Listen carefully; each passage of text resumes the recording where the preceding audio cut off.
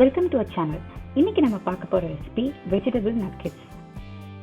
வெஜிடபிள்ஸ்லாம் நிறைய யூஸ் பண்ணி கிறிஸ்பியாக ஒரு ஸ்நாக்ஸ் எப்படி செய்யறதுன்னு வாங்க பார்க்கலாம்.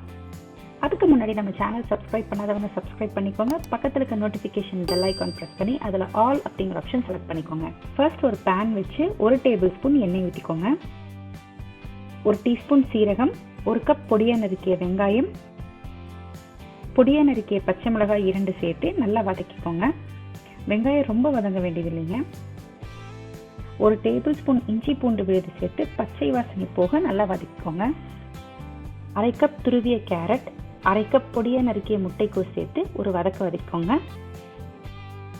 1/4 கப் பொடியாக நறுக்கிய பீன்ஸ், 1/4 கப் வேக வைத்த பட்டாணி சேர்த்து வதக்கிக்கோங்க. 150 கிராம் துருவிய பன்னீர், ஒரு 2 மீடியம் சைஸ் வேக வைத்த உருளைக்கிழங்கு சேர்த்து எல்லாத்தையும் நல்லா கலக்கி விட்டுக்கோங்க. 1/4 டீஸ்பூன் கரம் மசாலா, 1/4 டீஸ்பூன் மிளகாய் தூள், 1 டீஸ்பூன் உப்பு, 1/2 டீஸ்பூன் மல்லித்தூள், கொஞ்சம் நறுக்கிய கொத்தமல்லி சேர்த்து எல்லாத்தையும் கலக்கி விட்டுக்கோங்க. எல்லா காய்களும் ஒன்று சேர்ற மாதிரி நல்லா மசிச்சு விட்டுக்கோங்க. காய் எல்லாத்தையும் நல்லா மசிச்சிட்டிங்கன்னா உங்களுக்கு சாப்பிட்றதுக்கு நல்லாயிருக்கும். Vegetable stuff ready. கொஞ்சம் ஆறட்டும். இப்போ நம்ம நக்கட் ஷேப்பில் இந்த மாதிரி பிடிச்சிக்கலாம். உங்களுக்கு எந்த ஷேப் வேணாலும் பிடிச்சிக்கலாம், அது உங்கள் விருப்பம் தான். நான் இப்போ சில நக்கெட்ஸை பிடிச்சு வச்சுட்டேன். இப்போ ஒரு பவுலில் 2 டேபிள் ஸ்பூன் மைதா, 1 டேபிள் ஸ்பூன் கார்ன்ஃப்ளவர், 1/4 டீஸ்பூன் பூண்டு பொடி, 1/4 டீஸ்பூன் வெங்காய பொடி, 1/4 டீஸ்பூன் உப்பு சேர்த்து கலக்கிக்கோங்க. வெங்காய பொடியும் பூண்டு பொடியும் இல்லைன்னா நீங்கள் குருமிளகுத்தூள் சேர்த்துக்கலாம்.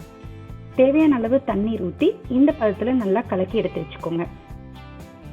இப்போ நம்ம செஞ்சு வச்சிருக்க நக்கெட்ஸை இந்த மாவில் போட்டு எடுத்து பிரெட் க்ரம்ஸில் ஒரு கோட்டிங் கொடுத்துக்கோங்க. மறுபடியும் இந்த மாவில் போட்டு எடுத்து பிரெட் க்ரம்ஸில் 2வது கோட்டிங் கொடுத்துக்கோங்க. உங்களுக்கு வெளியே சாஃப்டாக இருக்கணும்னா நீங்கள் ஒரு கோட்டிங் கொடுத்தாவே போதும். நான் ஃபர்ஸ்ட் ஒரு கோட்டிங் கொடுத்த பீஸ் இது.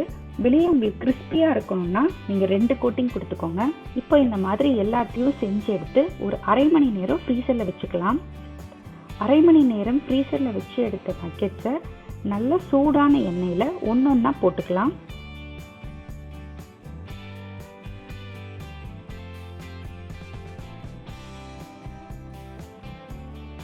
பொறுமையாக திருப்பி போட்டு குக் பண்ணுங்க. ரொம்ப அருமையான நக்கெட்ஸ் தயார். நல்லா கிறிஸ்பியாக சூப்பராக இருக்குது. ரொம்ப டேஸ்ட்டாக இருக்குங்க. கண்டிப்பாக இந்த ரெசிபியை செஞ்சு பாருங்கள். செஞ்சு பார்த்துட்டு எப்படி இருந்துச்சுன்னு எனக்கு கமெண்ட் பண்ணுங்கள்.